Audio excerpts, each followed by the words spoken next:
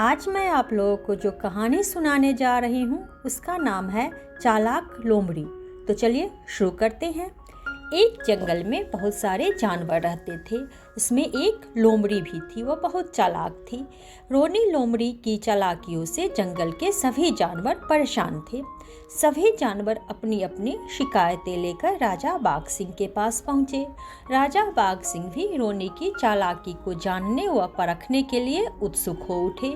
उन्होंने हरकारे तोते द्वारा रोनी को दरबार में उपस्थित होने का आदेश पहुंचाया। निश्चित समय पर रोनी लोमड़ी राजा बाघ सिंह के सामने उपस्थित हुई। राजा ने कहा, हमने सुना है कि तुम बहुत चतुर हो। क्या यह बात सच है? तुम किसी को भी अपनी बुद्धिमानी से चकमा देकर बुद्धू बना सकती हो। सब आपका आशीर्वाद है महाराज। वैसे मैं किसी को भी चकमे में नहीं डालती, किसी को उल्लू नहीं बनाती। सब जानवर अपने आप बुद्धू बन जाते हैं तो मैं क्या कर सकती हूँ? हाथ जोड़कर लोमड़ी ने निवेदन किया। फिर भी हम देखना चाहते हैं कि तुम दूसरे जानवरों को कैसे उल्लू बना देती हो।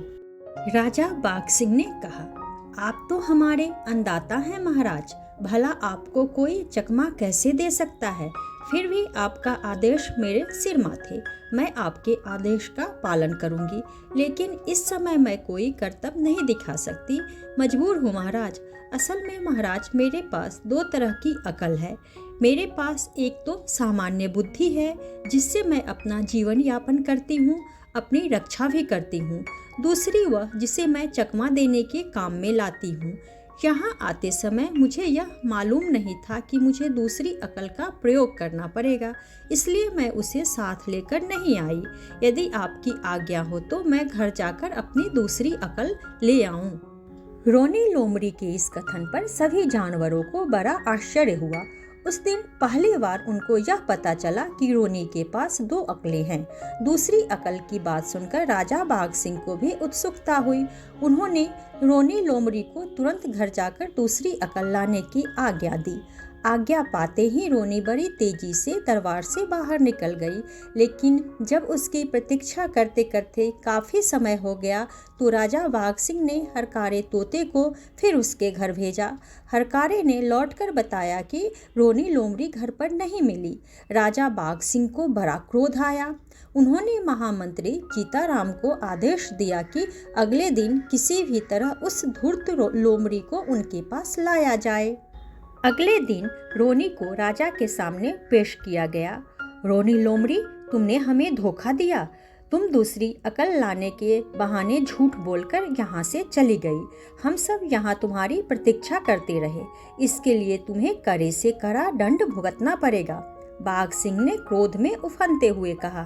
रोनी लोमड़ी हाथ जोड़कर बोली, महाराज, मैंने तो आपकी ही आज्ञा का पालन किया था। वह कैसे? राजा ने पूछा।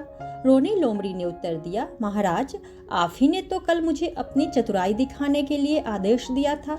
आप स्वयं यह देखना चाहते थे कि मैं कैसे दूसरे जानवरों को चकमा देती हूँ। बस यही दिखाने के लिए तो मैंने दूसरी अकल की बात की थी। वैसे किसी के पास भी दो तरह की अकल नहीं होती, यह बात तो सभी जानते हैं। लेकिन आपने भी मेरी बात पर ध्यान दिए बिना मुझे दूसरी अकल लाने का आदेश दे दिया।